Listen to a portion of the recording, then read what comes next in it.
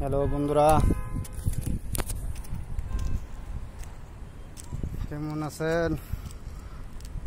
আশা করি ভালো আছেন। ইনশাল্লাহ আমি ভালো।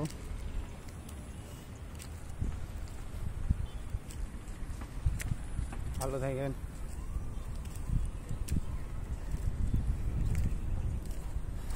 ভিডিওগুলি যে বানাচ্ছি কার কাছে কেমন লাগলো বললেন, তার না ভালো লাগবে।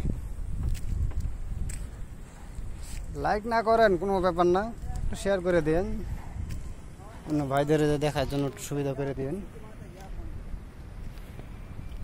যদি ভালো লাগে তাহলে তো নিশ্চয়ই করবেন, ভালো না লাগলে তো আর করবেন না। আজকে একা আসলাম ঘুরতে এই জায়গাটায়। এখানে মন্দির আছে, মন্দিরেও দেখাবো আপনাদের।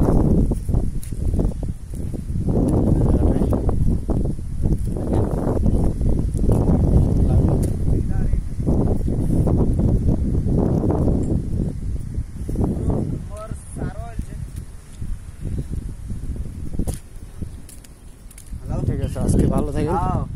আজকে ভিডিওতে অতটুকুই বিষয় করলাম, শেষ দিব।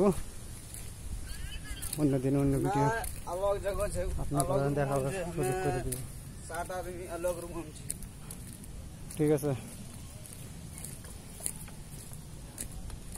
ভালো থাকেন। যদি ভালো লাগে একটা লাইক করেন, শেয়ার করে দিন।